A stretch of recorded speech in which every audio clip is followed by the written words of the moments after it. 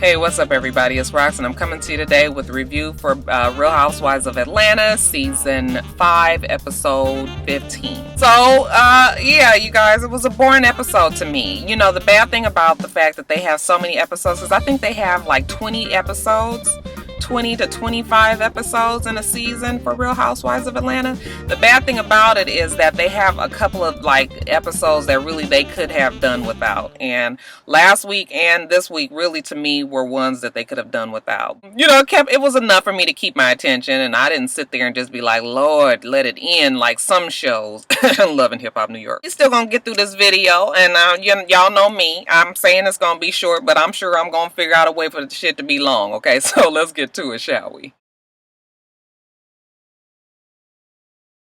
So you guys, Kandi wants to sing gospel, okay? And not a whole album, no. She wants to just put a song at the end of her next album. You know, kind of just like a thank you, Lord Jesus, for all that you've done for me. It is. People want to do something special at the end of their album, so that's fine. She has gotten Marvin Sapp to agree to sign on to sing this song, I Stay Prayed Up, that she has written specifically for the two of them. She feels like the two of them have something in common. You know, she lost AJ a few years ago, who she was engaged to. Marvin Sapp lost his wife a few years ago, who he was married to. Oh, you done got the food. I forgot you was getting the food. Yeah, I know if you want to eat it in here or not. Yeah. What is it? It's some nugget. Oh, okay. Tell you they so sweet to me. So what was I saying? Yes. What the fuck? What was I saying? See, food get in the equation and then Roxanne lose all train of thought. She got Marvin Sapp because, like I said, she had a death from her fiance and his wife had died some time ago. So she feels like they have a common bond. Daddy Burress come on down there because he can't believe that Kandi is about to, sing a gospel song. You know, I guess he must be really involved in the church. He kind of seemed like he was a pastor, but they didn't really say that he was, or if they said it, I missed it. He just can't believe that this fixing to go down like this. So he's down there. Marvin Sapp is there, and you guys know how it is. Kandi, she's feeling some kind of way about what everybody's gonna say about the fact that, you know, she's slaying the rubber D at night, but she's singing gospel during the day. You know, so she's kind of tripping all over herself, talking about, you know, how she's doing this because this, that, and the other. And Marvin Sapp was just like, wait a minute, hold on.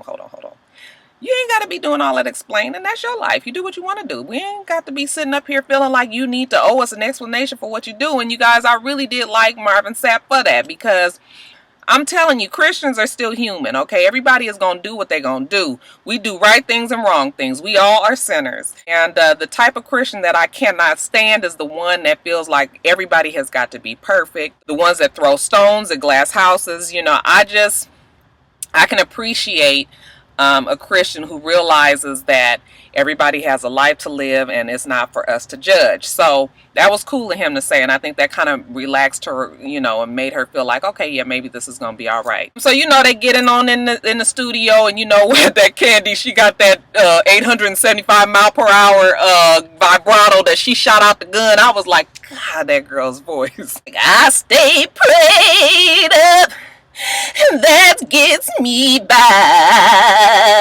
That should be going. I shouldn't be cursing on the gospel song, right? I'm sorry, y'all. I'm sorry. Then Marvin Sapp goes, and, you know, he sings effortlessly. He was like, you want me to, you know, sing it, or you want me to sing it? And she was like, yeah, go and put the stank on it. So you guys know he did it one take, okay? It was like I was waiting for the drums, like dun dun dun dun dun dun dun dun dun dun dun dun dun dun. I was looking for something to throw in my TV. And Marvin Sapp has a wonderful voice. Porsha, now, why is it that I thought that Cordell and Porsha had a baby together already? Where did I get that from? Does he have kids already? I'm telling you, I think I got something wrong here. I swear I thought they had kids, but maybe not. Y'all correct me. Help me out. Where did I get that all mixed up? Porsha has decided that she's ready to have a baby, okay? And I guess Cordell is ready to have a baby as well. She's just like, I really do want to have this baby. However, I don't really want it to interrupt with my career. And I was just like, okay, somebody tell me, what is it exactly that Porsha do as a career again? I'm sure she does something. You know, she is involved with the Hosea Williams Foundation and everything, but I don't think she's doing nothing that she can't go on and have a baby with. Because, you know, pictures and interviews, really, that ain't going to really stop you from having no baby. Trust me, I had 2 of them. She was just like, well, I'll probably be able to do it, you know, as long as I have a nanny. And Cordell is like, no. And I was just like, now, see, what is the problem here? Because I'm going to tell you what, if you can afford a nanny, you need to get a nanny. Okay, it don't take nothing away from the fact that you're a mother and that you can do it all and all of that. But I'm telling you, when you have a baby, I'm telling you, when I had Joe, that was the tiredest I've ever been. I ain't never ever been so exhausted in my life. And really, you need somebody. If you can have somebody there with you at nighttime, then honey, I am all for it. Because let me tell you something, Roxanne went through some hell when I had like really bad, severe postpartum. It was almost psychosis to me. I was going crazy. Y'all, I was going crazy. I was losing my mind. My husband traveled with work, so he was gone during the week, okay? And then when he was there, God bless him, he was not really the most help, okay? He thought I had it. And I'm one of those ones that's not going to ask for help. So, you know, I'm just going to do it. Fuck, you see me over here sitting looking crazy. The damn baby won't stop crying. And I'm looking like the Joker, nerves bad and everything. But, okay, you're not going to do nothing. I got it. But you don't really have it, okay? I was grasping on the very edges of sanity. I was nervous all the time. I didn't even like my baby to be around anything sharp because I wasn't sure what I might do to it. Because y'all ain't nothing. That baby that's screaming and constant crying. My son was a constant crier. He just took a lot out of me. I can't even explain it no other way, you guys. One time, let me tell you. Brother man, I had him in my arms when he went to sleep, you know, and I was feeding him, and I don't really know what happened, but I woke up about 3 in the morning and he wasn't in my arms, and I was like, the fuck is Joe? I'm looking all around. I get up, go into his room because I had a baby's room. I never shared beds with my kids, so he had his own room. He wasn't in his crib. I was just like, oh my God, where's my baby? How about you guys that he had been fell in between the damn bed and the wall? He was pressed up against the wall. He had fell asleep and he was against the wall, like, but his head was up and he was asleep. But you guys, the only reason why I don't think that child suffocated is because his mouth was up and his nose and everything was up. But you guys, I almost killed. The boy might have been dead. Okay, it was because I was asleep.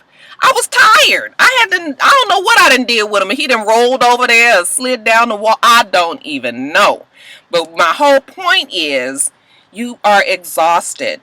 And you don't get your life back right until these kids start sleeping through the night. And if you have a kid that don't sleep through the night, honey, please. Okay, you best get you a nanny is what you best do. Okay, if I could afford one, I definitely would have had one. I always say I'm going to do a video about it because women, we always like to think that we can do everything. Okay, but having that baby and, you know, needing the help and just so that you can get some rest, okay? Because Joe, he didn't sleep during the day, he didn't sleep at night. The nigga just stayed up, okay? The fucker was like somebody had put some damn caffeine in his bottle. What was I talking about? See? Just be talking. Oh, Porsha. So yeah, when Cordell said that she shouldn't have no damn nanny, I was just like, oh nigga, I bet you the main one that gonna be knocked the fuck out sleep when the baby starts screaming through the night. Girl, please, you better get your nanny. Don't be worrying about what the hell he say. You know, I guess he won't put her to the test. So she says she gonna go on and get her niece for a week and, you know, babysit just to prove that she's ready to have this baby. As soon as she get the baby, they get to the house, the baby just gone and shit right there. It's just like, pow, you know, go on, take that one with you. Starts off like that. The baby don't seem like she's that much work, you know, but I guess to somebody that's not really used to having a kid around, then, you know, you just always have somebody else to have to worry about. The baby is okay, you know, Portia's just, you know, she's talking too much. I was like, bitch, if you shut up and just do what you gotta do, quit talking all the time, maybe you wouldn't feel so stressed out. She's fine. She's fine. To me, toddlers are just busy, but newborns are work. So she really wanted to get some experience with a baby. She need to get a damn newborn baby, the one that don't want to sleep at night, and then you will know if you are ready for a baby or not. All right, you guys, it's the pageant, and thank you, Cynthia, for listening to me. Not that you listen to me, but I always thought that she needed to have Kenya tied into this pageant. It made sense to me to link Kenya with it, okay? I know that you guys didn't agree with me, but business is business, okay? We trying to get something successful and off the ground. It makes sense totally to have a Miss USA assigned to your project. So I'm glad she came to her senses now. Miss Cynthia, you guys, she is very nervous about it. She tells Kenya, please don't make me regret my decision. And Kenya's just like, I'm going to be on my best behavior, okay? You know, Cynthia, she's telling Nene about it. Even Nene tried to talk her out of it. Like, bitch, are you crazy? You know, that child acted a fool a whole bunch of times, the Jet magazine thing, and now you want to try to bring her up in this. And, you know, Cynthia was just like, I still think that this is going to be the best idea for me to go on and let her do it. But you know what? If the child get to acting a fool, you're going to have to come on back here for me, because I'm telling you, I'm going to kill her. I was really glad that Cynthia stuck to her guns with that, because you guys know that Cynthia has a tendency to go whichever way Nene sways is the way that Cynthia goes. So thank you, Cynthia, for having your own mind and sticking to it, okay? I was like, okay, that's one up for Cynthia. Well, the big day comes, you guys, and we got the pageant, okay? Now, everybody was worried about how Kenya was going to be acting, but shit, who we needed to worry about was that fucking Boris. Boris Kojo is fine. Y'all, he fine. I like to look at him and just smile, but I was like, nigga, you gonna have some kind of respect for what I'm trying to do here. Now, Cynthia go over there and pick his ass up, and he come out in some jeans and some fucking linen shirt that don't even look like it was really all that much iron. It was just like, now this is a fucking pageant, okay? Regality and all of this. When you think pageant, you could at least find you some fucking chinos and a goddamn sports coat and put it on, but jeans, like, to me, I felt like he didn't respect what she was trying to do, even if it was on some bullshit, okay? Come on now. You know good and damn well that don't nobody want your ass to be sitting up in there with some fucking jeans on? That shit, that rubbed me the wrong way. I almost was like, oh, fuck this nigga. And I'm telling you, he almost got it out of me, but then I was just like, no, that's Boris Kojo, he's something fine. So that only the fineness saved him, you guys. Then he get up in there, you guys, and he bringing attention to all the shit that's going wrong, okay? First he says that the mic not working, and then when the names get mixed up with the girls, you know, he says that the names is all mixed up. And then he, you know, he's bringing attention like, are we ready? I was just like, come on now. It is really a way that you can do things so that even when shit gets messed up, it's kind of like you just kind of smooth over it. And that's the whole, that's the what is the word I'm looking for? That's the gift of somebody who is a skilled MC, okay? You know how to, when shit get messed up, you just try to take the attention away from it. Do something else. You ain't got to say the damn mic ain't working. What the fuck is wrong with you? I didn't like that. And, you know, Cynthia, she kind of is one of those ones that gets frazzled. So you really have to have somebody that is able to keep control of it. But she was getting frazzled, and he was saying all the shit that was going wrong, and shit was getting on my nerves. Finally, they got things together. The pageant actually looked like it was really nice. They had a lot of girls in it, and you know, these girls need something like that to motivate them and want them to be more ladylike, because you know, it's a lot of ratchetness on the TV and the videos on everywhere. So I think pageants are nice for these girls to be able to talk well and present themselves well and all of that. So the pageant looked like it goes off finally without a hitch, and you know, they announced who won. Y'all saw when the when the girl won. That girl caught the full-scale Holy Ghost. She was like, hey, Shanda, hi. I was like, girl, somebody get this child. She was so excited. So, you know, I was really excited for the little girl, too, because, you know, like I said, girls need to have something to strive for. It's good for Cynthia. I think that is a good thing, and I hope that, I haven't really heard anything about the pageants out here, but, you know, I ain't really got my ear to the street and to the modeling world and all that stuff, things that go on out here. But I would like to see her be successful with that, because you know, I think that is just a good thing. I think it's a good thing. I was really, you know, everybody was impressed with it, and I felt like it was, you know, it was good enough from the way it was edited, at least. I thought that it was a good enough thing for her school and everything. So yeah, good job, Cynthia.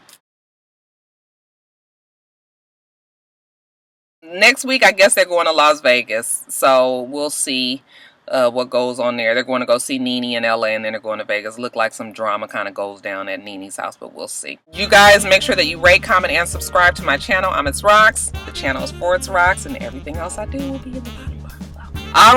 All right. So I hope that you guys have a wonderful, wonderful rest of your day, and I plan on doing the same. Until next time, Roxstars. Bye.